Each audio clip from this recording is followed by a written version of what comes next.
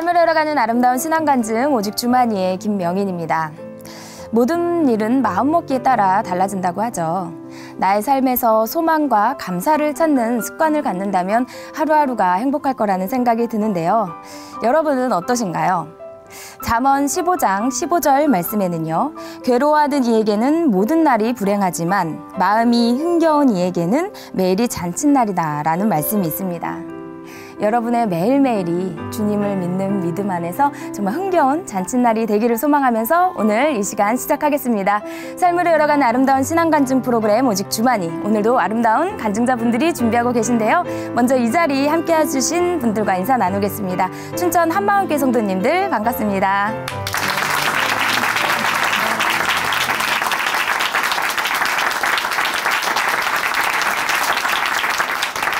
네, 오늘 첫 번째 출연자 만나보겠습니다.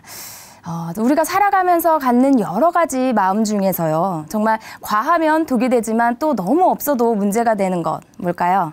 네, 바로 자신감인데요. 이번에 나오실 분은 자신감이 너무 없어서 어려운 일들을 겪었다고 합니다. 어떤 사연인지 춘천 한마음교회 이덕희 형제님 박수로 모십니다.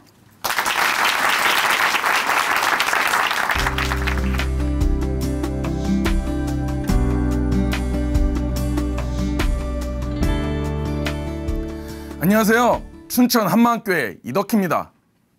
보통 사람들은 두 마리 토끼를 다 잡는다고 하잖아요. 그런데 저는 학창시절 운동과 공부 두 마리 토끼를 다 놓친 사람입니다.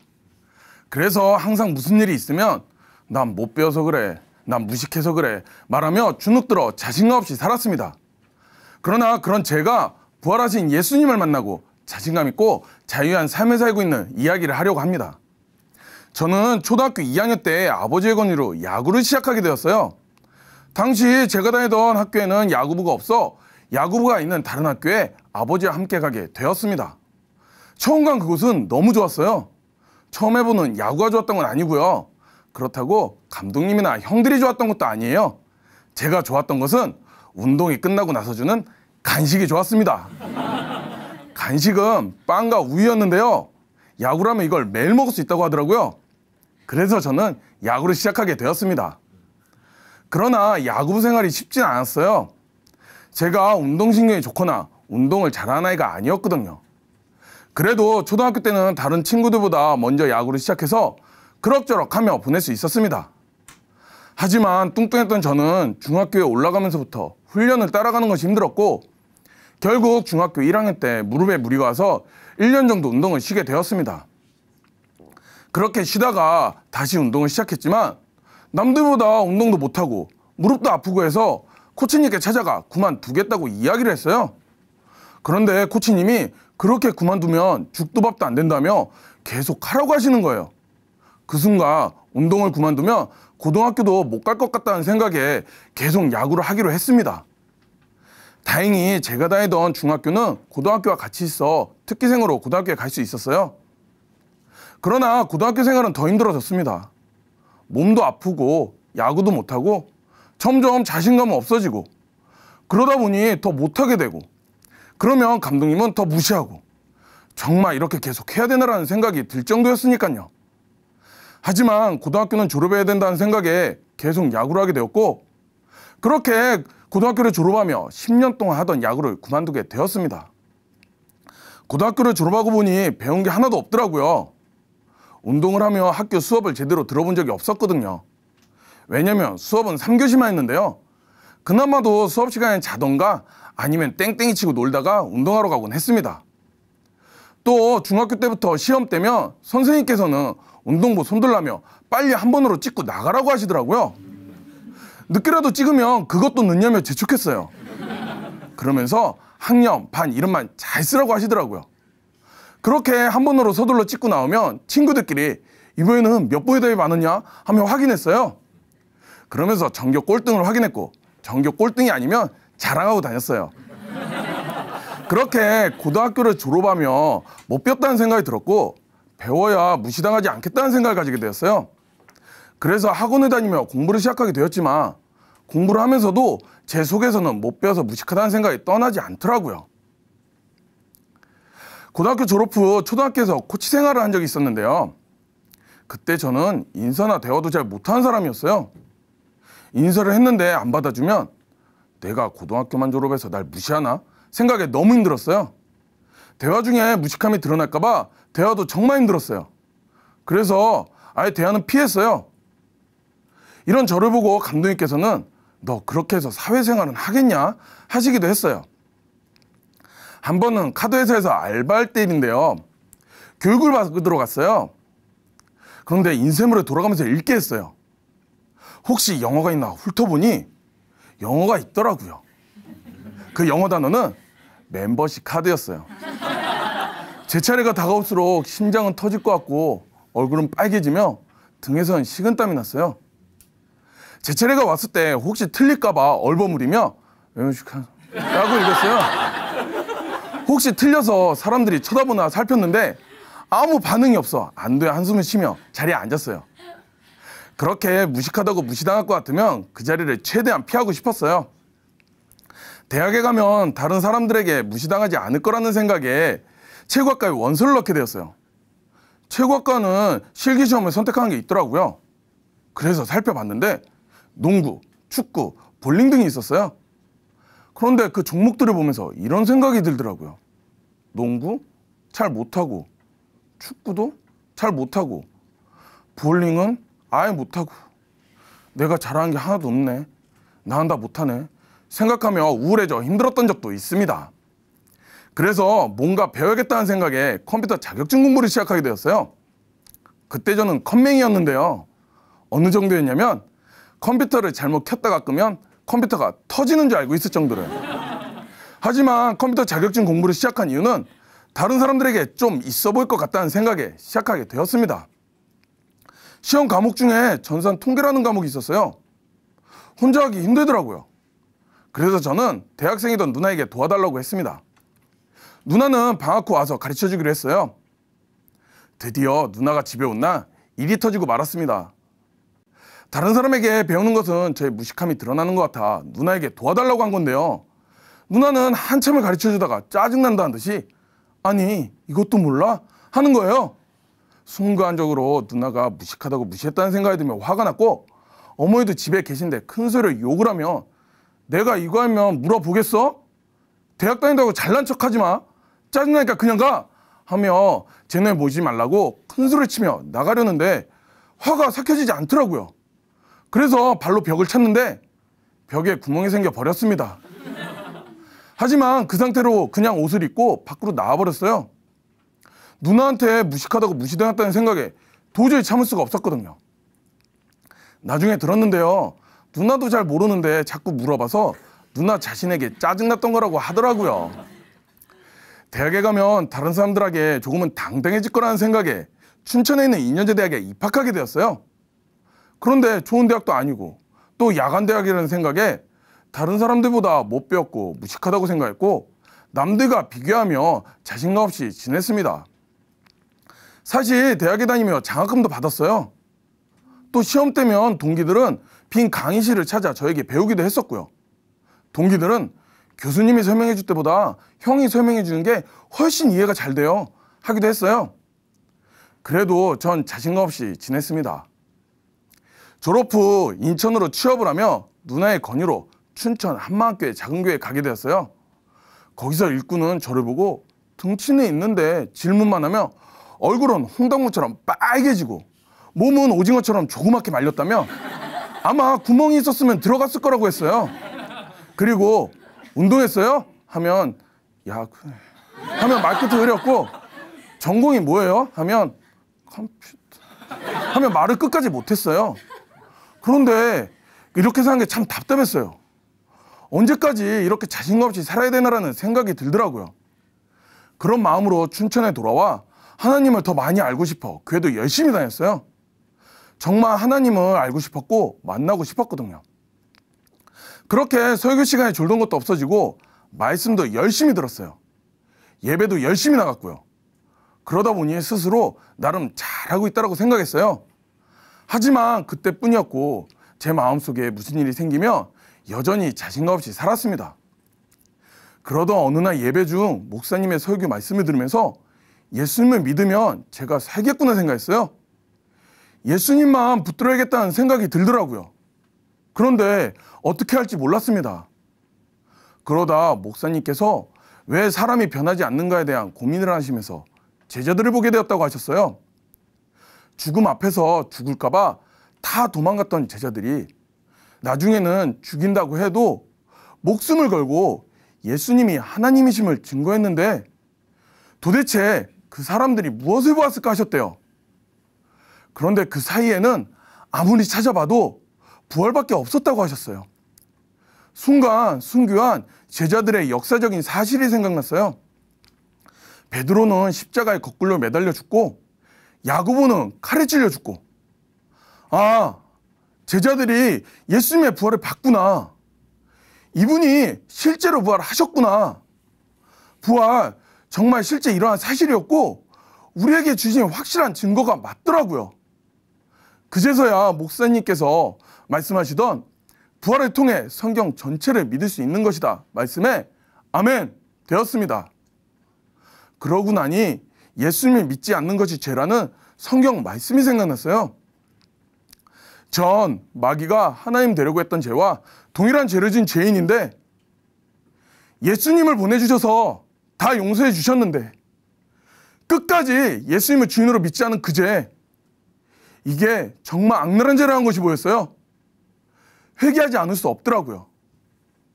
또 우리 교회 찬양 중에는 지금 당신이 힘들어서 좌절하는 이유는 예수를 믿지 않기 때문이죠. 찬양을 부를 때면 이 찬양은 예수님을 모르고 믿지 않는 사람들을 위한 찬양이라고 생각해서 믿지 않는 사람들이 듣고 예수님을 만나기 원하는 마음으로 찬양을 했어요. 그런데 제가 힘들고 슬프고 좌절하는 이유가 지금 예수님을 믿지 않는 거라는 마음이 들었어요. 즉시로 제가 주인 되어 예수님을 믿지 않았던 죄를 회개하고 예수님을 저의 주인으로 모셨습니다. 제가 힘들었던 것은 성공을 못해서도 아니었고 못 배워서도 아니었어요. 제가 제 마음의 주인이 되어 제 기준에 맞는 만족을 찾아다녔기에 힘들었던 거였고 끝없이 남들과 비교하며 다른 사람들보다 똑똑해 보여 불안한 사람이 되고 싶어 했던 저의 중심이 저를 자신감 없게 했던 거였어요. 또 세상에서 유명한 자가 되고 싶어 했던 것과 제 삶을 제 마음대로 자랑하며 살고 싶어 했던 것이 저를 힘들게 했던 거였어요. 예수님을 제 마음의 주인으로 믿으며 저의 모든 무거운 짐을 다 내려놓을 수 있는 거였어요. 그리고 정말 모든 것을 다 주셨더라고요.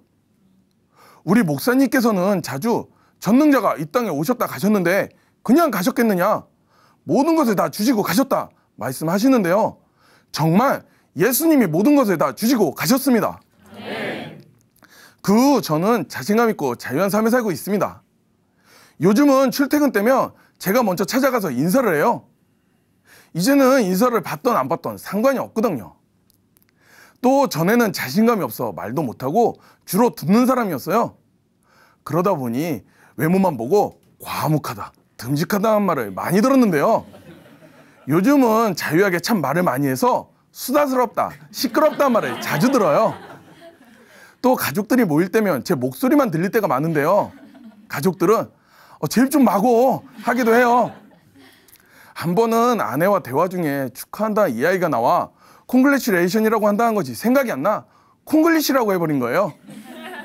옆에 듣고 있던 아내는 어떻게 콩글리시라고 해요? 하며 엄청 웃으면서 놀리는 거예요. 그래서 전 못 배워서 그래 말하며 같이 웃었어요. 이 이야기를 누나에게 하니 와 덕희 많이 변했네.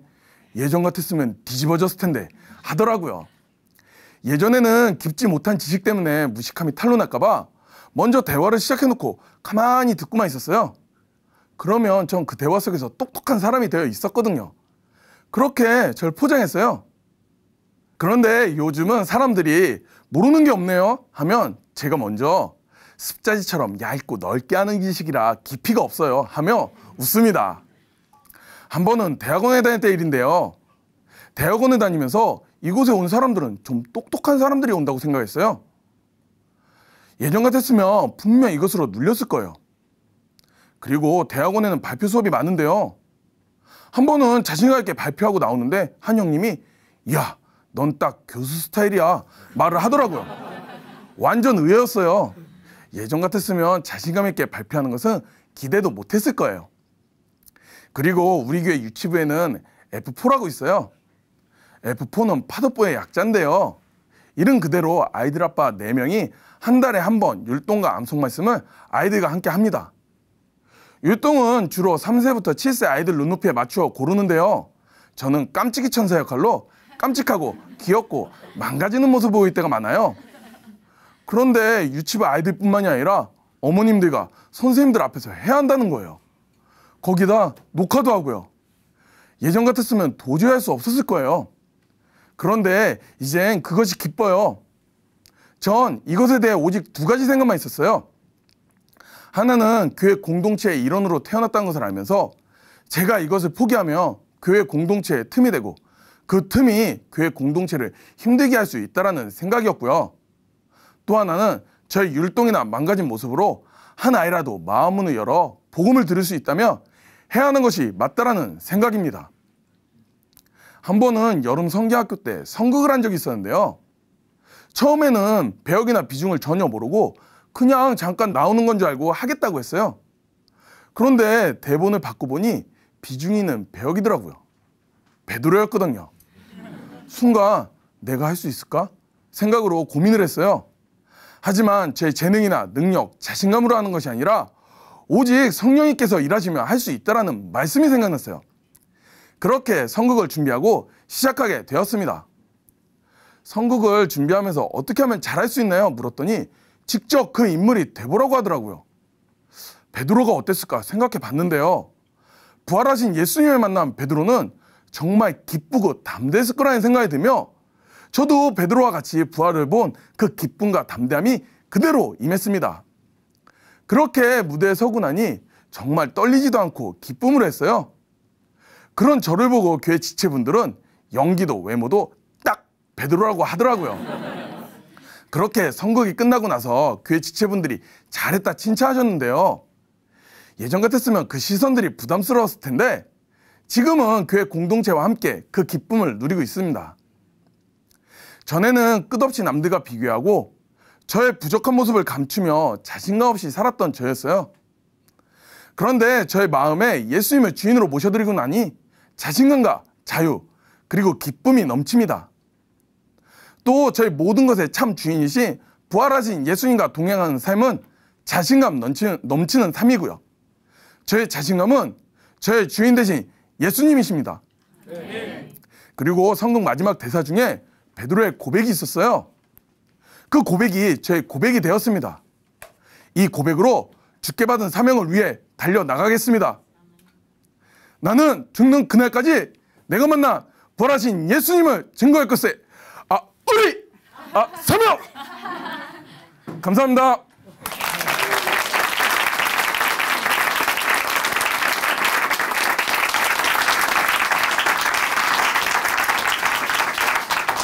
네, 간증 감사합니다. 예수님을 믿지만 외롭고 괴롭고 슬프면 그 순간만큼은 정말 예수님을 믿지 않는다라는 말씀을 하셨는데요. 정말 순간순간 우리가 예수님을 잘 믿고 있는지 예수님을 놓치지 말아야겠다는 생각을 해보게 되었습니다. 그리고 형님께서 마지막에 말씀하신 주님과의 사명! 예. 한번 따라보고 싶더라고요. 네. 네, 정말 베드로처럼 이렇게 멋진 사명 계속 승리로 전진하시기를 응원하겠습니다. 우리 이덕기 형제님께 다시 한번 큰 박수 보내드릴게요. 네.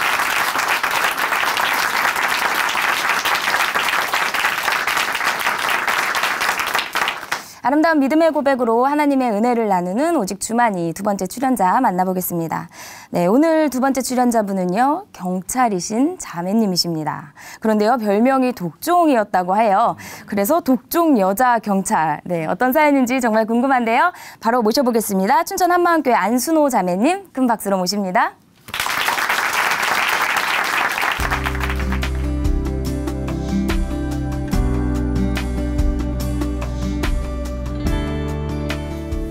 안녕하세요. 춘천 한마음교회 안순호입니다. 저는 29년차 여자 경찰관입니다. 여자이기 때문에 일 못한다는 소리를 듣고 싶지 않아서 지독하게 사건을 해결하는 독점경찰로 살았는데요. 부활하신 예수님을 만난 후에 하나님의 마음으로 사람들을 품고 사랑하게 된 간증을 나누고자 합니다. 저는 경찰이신 형부의 권유로 경찰이 되었습니다. 범죄자들은 사회에서 격리해야 할 대상으로만 생각했고 저런 인간들은 마땅히 처벌받아야 해 하며 마음으로 굉장히 미워했어요. 그래서 사건을 맡으면 진돗개처럼 물고 늘어졌고 끈질기게 매달렸는데요. 소위 독종이라고 불렸습니다. 한 번은 아동 성범죄 사건을 조사하면서 정말 분개했던 일이 있었는데요. 저는 증거를 찾기 위해 뜨거운 땡볕에도 불구하고 하루 동안 춘천에서 원주까지 3번이나 왕복하는 것을 마다하지 않았습니다. 5년 동안 찾지 못한 실종 사건을 맡았을 때는 아이를 찾을 만한 단서는 없고 실종 보고서 한 장이 전부였지만 반드시 찾아야 한다는 열정으로 결국 아이를 찾게 되었습니다. 사건을 맡으면 독하게 달려들어 끝내 범인을 찾거나 해결하는 저를 보며 동료들은 귀신도 저를 보면 도망갈 거라고 놀리곤 했습니다. 경제팀에서 근무할 때 저는 늘 스트레스로 짜증내며 일했는데요. 경제 사건을 처리하다 보면 지능적이고 교활한 사람들을 많이 보게 됩니다. 한 푼, 두 푼 모은 돈을 사기꾼에게 속아서 돈을 모두 잃고 찾아오는 사람들을 볼 때면 마음이 아팠습니다. 어떻게든 그 돈을 찾아주고 싶은 마음에 최선을 다해보지만 유흥비 등으로 돈을 다 날리고 배째라는 사람들을 보면 너무 화가 났고 마음으로 그를 죽이기까지 했습니다. 또 사건이 해결되지 않으면 퇴근 후에도 사건만 생각하느라 불면증에 시달리기도 했습니다. 그러다 보니 사람이 아닌 그냥 나무 막대기처럼 생각하였고 사람도 싫어지니 일하는 것도 짜증이 났어요. 또 여자라고 우습게 보는 사람들과 여자 경찰이 사건을 하면 얼마나 잘하겠어? 하며 지켜보는 동료들도 있어 저는 더 잘해야 한다는 강박증으로 스트레스가 정말 심했습니다. 어느 날 손톱에 물집이 생기고 너무 아파서 병원에 갔는데요. 의사는 스트레스를 너무 많이 받아서 생긴 거라고 하는데 정말 내가 왜 이래야 하나 싶었습니다. 시간이 흐를수록 힘들고 피곤했지만 반드시 사건을 해결해서 뻔뻔한 범죄자들도 처벌받게 하겠다는 생각에 아주 독하게 조사했는데요. 나중에는 이런 저에 대한 소문을 들은 사람들이 저한테 조사받기 싫다고 했습니다. 또 저한테 조사받은 사람들은 진짜 독하다며 고개를 설레설레 흔들었습니다. 이렇게 경찰 업무에 충실한 결과로 인정도 받고 승진도 했지만 마음은 힘들고 지쳐갔습니다. 성범죄 사건을 전담하는 부서에 일을 하게 되면서 저는 더욱 바쁜 생활을 하게 되었어요. 하지만 아이들을 잘 살피질 못했습니다. 저는 딸이 둘 있는데요. 그 당시 초등학생이었어요. 아이들은 집에서 맛있는 음식을 해주는 다른 엄마들을 부러워했어요. 하지만 저는 아이들 마음을 채워주지 못해 늘 미안한 마음 뿐이었습니다. 큰아이는 성실하고 착해서 혼자서 놀고 혼자서 공부하는 것이 익숙했지만 아주 냉철했어요. 한 번은 친구의 엄마가 돌아가셔서 문상을 갔는데요. 다른 친구들은 슬픔에 잠긴 친구를 위로하며 함께 울고 있었지만 정작 딸애는 눈물이 나지 않아 친구를 어떻게 위로해야 할지 난감했다고 하더라고요. 한참 보살핌을 받아야 할 시기에 엄마가 곁에 없어서 감성이 메말라버린 딸아이 모습에 마음이 참 아팠습니다.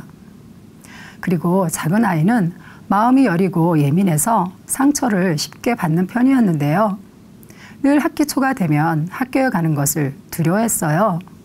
새로운 친구들을 사귀는 게 힘들다고 했습니다.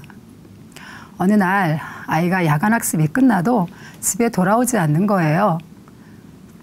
학교에도 없고 전화도 받지 않아 저는 점점 불안했습니다. 그러다가 밤 11시가 되어 집에 들어와서는 정말 학교 가기 싫다고 하는 거예요. 그 애들만 보면 무섭다며 주저앉아 펑펑 우는데 저는 눈앞이 캄캄했습니다. 학교에 선생님을 찾아가 상담도 해보고 아이 친구 엄마들도 만나봤지만 상황은 나아지지 않았고 아이는 더 힘들어했습니다. 그때서야 하나님이 생각이 났습니다. 저는 엎드려 한참을 울면서 기도를 했습니다. 아이를 살려주시면 다시 교회 나가겠다고 고백했어요. 그리고 아이와 대화 시간도 나누고 주변의 도움을 받게 되니 놀랍게도 아이는 차츰 안정을 찾게 되었고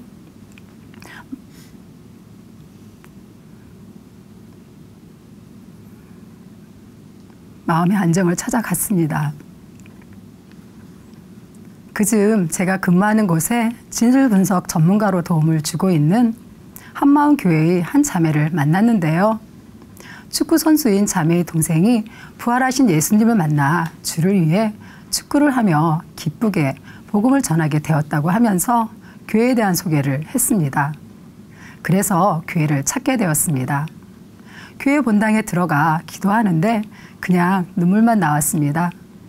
일방적으로 부어주시는 하나님의 사랑에 온 마음이 녹아드는 것 같았어요. 그렇게 첫 예배를 드리고 집으로 돌아가는데 왠지 모르게 기뻤고 모든 것이 감사했습니다. 그리고 교회에 등록하고 나서 한 자매와 말씀으로 교제하게 되었는데요.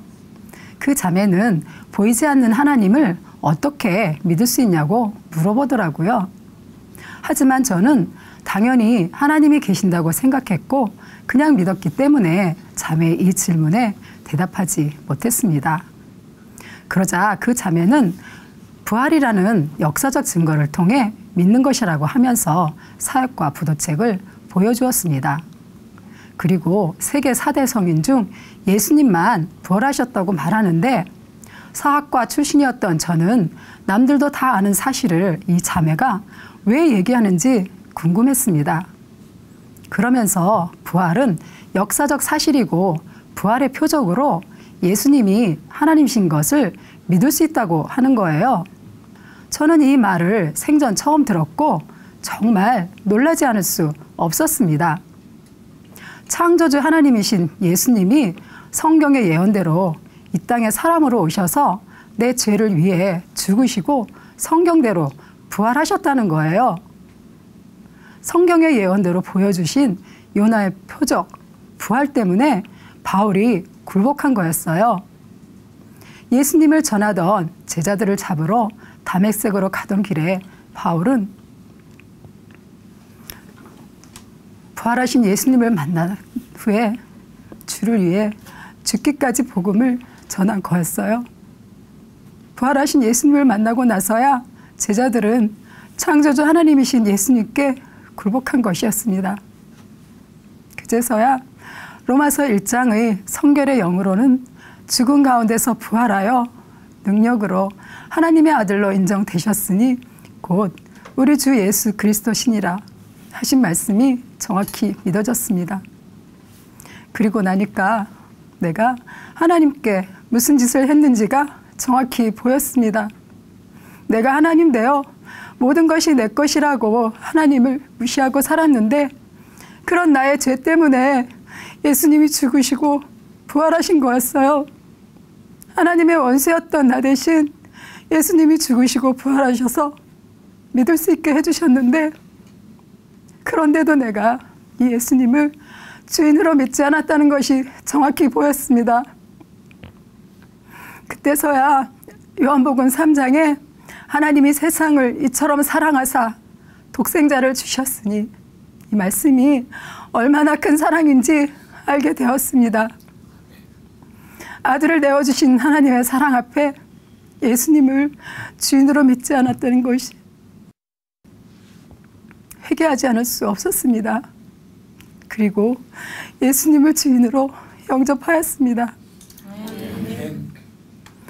예수님을 주인으로 믿지 않았기 때문에 내가 주인 되어 내가 심판자가 되어 범죄자들을 내 마음에서 저런 인간들은 당연히 처벌받아야 돼 하며 가차없이 칼날을 휘둘렀던 거였어요. 범죄자들이 법을 어겼기 때문에 처벌받아야 하는 것은 당연하지만 그들이나 나나 동일하게 하나님을 무시하고 예수님을 배척한 지옥 가도 마땅한 죄인이었을 뿐 저는 그들을 심판할 자격이 없는 자였어요. 심판하실 수 있는 분은 부활하셔서 우리의 주인 되신 예수님이셨습니다. 예수님을 주인으로 믿지 않았기 때문에 내 인생은 내 것이었고 자식도 남편도 물질도 다 내 것이었습니다. 내 것이라고 생각했기에 수고하고 무거운 짐을 지고 사느라 모든 것이 힘들었습니다. 하지만 회개하고 예수님을 주인으로 믿고 주인의 것을 돌려드리고 나니 마음이 편안해졌습니다. 예수님을 믿기 전에는 제 인상이 차가웠는데요. 어느 날 민원 상담을 하면서 제가 경찰이라고 하니까 깜짝 놀라는 거예요. 제 인상이 좋아 보여서 경찰 같지 않다고 했습니다. 저는 예수님을 주인으로 모신 것밖에 없는데 말이죠. 그리고 귀신도 저를 보면 도망갈 거라고 놀리던 동료들도 이제는 제가 편하고 부드럽다고 말합니다. 부활하신 예수님을 믿고 나니 저에게는 모든 것이 새롭고 아름다워 보였어요. 어느 날 난초에서 꽃대가 올라온 것을 봤는데요. 저는 그 자리에서 무릎을 꿇고 하나님 감사합니다. 예쁜 꽃을 피게 해주셔서 감사합니다 하며 기쁜 마음으로 기도하였습니다. 늘 범죄자들만 대하며 독하게 살던 저는 예쁜 꽃을 봐도 감각이 없던 자였어요. 그런데 이제는 꽃을 통해 하나님의 사랑을 그대로 느끼고 감격하는 사람이 되었어요. 그날 그 감격은 평생 잊을 수가 없습니다. 두 딸도 많은 변화가 있었는데요. 감성이 메말랐던 큰딸은 태권도 도장에서 만난 교회의 동생들과 함께하면서 마음도 나누고 기쁨이 넘치는 아이가 되었어요. 작은 딸은 예수님을 주인으로 믿고 나서 저와 함께 가정 예배를 드리며 마음의 안정도 찾고 잘 지내고 있습니다. 그리고 그토록 독하게 대했던 범죄자들에 대한 마음이 달라졌어요. 전에는 그저 처벌받아야 하는 자들로만 대했는데요. 예수님을 주인으로 믿지 않고 자기가 주인 되어 범죄자가 되었지만 그들을 오래 참고 기다리시는 하나님의 사랑이 부어지니 불쌍히 여기게 되었어요. 그래서 그들을 위해 기도하며 복음을 전하게 되었습니다. 지금은 경제팀을 거쳐 사이버팀에서 일하고 있는데요. 전에는 스트레스를 많이 받아서 강박증도 있었고 몸까지 힘들어졌던 곳이었잖아요. 그런데 이제는 예수님이 주인 되어 주시니 더 이상 스트레스를 받지 않아요. 몸도 가볍게 일하고 있습니다. 후배들은 다들 기피하는 부서에서 어떻게 매일 기쁘게 일하냐고 물어봐요. 그러면 저는 예수님 믿어서 그래. 너희들도 예수님 믿으면 나처럼 살 수 있어. 말해주며 부활하신 예수님을 전합니다. 어느 날 성범죄 사건으로 한 청년을 조사하게 되었는데요. 이 사건을 어떻게 조사할까 고민하다 기도해야겠다는 생각이 들었어요. 그래서 이 사건을 놓고 기도하였습니다. 그리고 철저히 조사하리라 마음먹고 청년을 대면했는데 초라한 외모에다 잔뜩 겁에 질린 얼굴을 보니 불쌍해 보였습니다. 왜 그랬냐고 물어보니 관심을 받고 싶었다고 하는 거예요. 그 순간 눈물이 핑 돌았습니다. 이 청년을 살릴 것은 오직 예수님 뿐이구나 라는 생각이 들었어요. 눌리고 포로된 영혼을 살리고 싶어 하시는 하나님의 사랑이 부어지니 이 청년이 범죄자이지만 한 영혼으로 보였습니다. 조사가 끝난 후에 내가 가해자 때문에 눈물이 나기는 처음이야. 하나님이 너를 살리고 싶어 하시는 것 같아. 행복하게 살고 싶지 않니? 라고 물으니 네, 대답하는 거예요. 그래서 예수님 믿으면 돼. 증거를 통해서 믿을 수 있어. 너가 예수님 믿으면 삶이 달라질 거야. 그러자 청년이 정말요? 저도 그렇게 살고 싶어요. 울먹이며 자신의 행동이 원망스럽고 후회한다고 했습니다. 그리고 나중에 복음을 듣고 회개하고 예수님을 믿게 되었습니다. 한 번은 술값을 내지 않은 한 청년을 조사하기 위해 정신병원을 방문한 적이 있는데요. 이 청년은 심한 알코올 중독자였어요. 이 청년의 얼굴을 보니 나 살고 싶어요 라는 눈빛이었어요. 그대로 갈 수가 없어 복음을 들려줬습니다. 그런데 이 청년이 부활이 예수님이 하나님이신 증거인 줄 몰랐다는 거예요. 자신의 주인이 예수님인 줄도 몰랐다고 하는 거예요. 이 청년은 그 자리에서 자신이 주인 되어서 알코올 중독자가 되었다며 회개하고 예수님을 주인으로 영접하였습니다. 네. 늘 범죄자들만 대하던 경찰들은 한 번 죄를 진 사람들은 반드시 또 죄를 짓는다고 생각하며 그들을 믿지 않습니다. 저 역시도 그랬어요. 우리 교회에는 예전에 범죄자였던 분들이 있는데요. 저는 범죄 현장에서 조폭이나 술집에서 일하는 사람들을 많이 만나왔어요. 그들의 실체를 알기에 교회 안에서 하나 된다는 게 쉽지 않았어요. 결코 서로 신뢰할 수 없는 관계잖아요. 그런데 에베소서 3장에 복음으로 함께 후사가 되고 함께 지체가 되고 함께 약속에 참여하는 자가 되게 하셨다는 말씀으로 그동안 제가 깨지 못했던 편견이 사라졌습니다.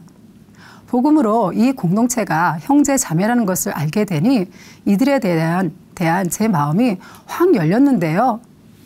범죄자와 경찰이 아니라 예수님 안에서 한 형제 자매가 되어 서로 사랑하며 살고 있습니다. 교회 공동체의 마음이 열어지게 되니 이번에는 주일학교 교사를 맡아달라는 거예요. 복음으로 하나 된 공동체이기에 즉시 순종했고 지금까지 주일학교에서 아이들을 섬기고 있고 아이들을 통해 많은 것을 배우고 있습니다. 누가복음 15장에 죄인 하나가 회개하면 하늘에서는 회개할 것이 없는 의인 99을 인하여 기뻐하는 것보다 더하리라 하신 말씀대로 하나님은 외모를 보지 않으시고 모든 사람을 사랑하고 계셨습니다. 전에는 죄를 짓고 들어오는 사람들만 죄인이라 생각했고 반드시 처벌해야 한다고 생각했어요. 그러나 하나님을 버리고 자기가 주인 되어 산 자들이 모든 죄인이었어요. 이런 우리들을 위해 십자가에서 죽기까지 사랑하신 예수님의 사랑이 부활로 확증되었어요. 그러고 나니 나 같은 죄인을 살리신 은혜 앞에서 범죄자들도 살려야 할 영혼이었습니다. 우리를 자녀로 지으시고 이제는 모든 자녀들을 다 살리고 싶어 하시는 하나님의 사랑 때문에 저는 앞으로도 만나는 모든 사람들에게 계속해서 복음을 전할 것입니다. 저는 여자라고 일 못한다는 소리를 듣고 싶지 않아서 지독하게 사건을 해결하는 독점경찰로 살았는데요. 이제는 천하보다 귀한 영혼을 살리고 싶어 하시는 하나님의 사랑으로 범죄자들에게 복음을 전하는 부드러운 경찰이 되었습니다. 나 같은 죄인을 살리시고 부활의 증인으로 세워주신 하나님께 감사와 영광을 돌립니다. 감사합니다.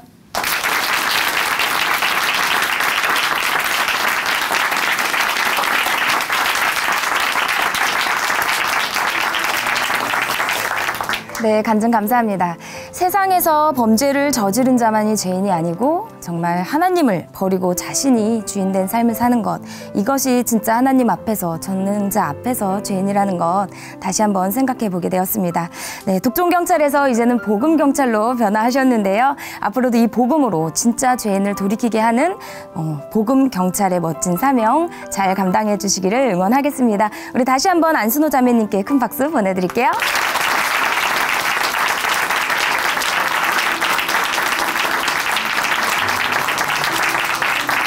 하나님으로 인해 변화한 삶의 고백이 있는 간증 프로그램 오직 주만이, 오늘은 여기까지입니다.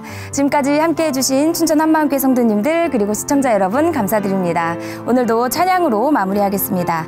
백다나 자매님이 불러주십니다. 주 은혜임을. 네, 오늘도 예수님을 믿는 믿음으로 승리하는 하루 보내세요. 감사합니다.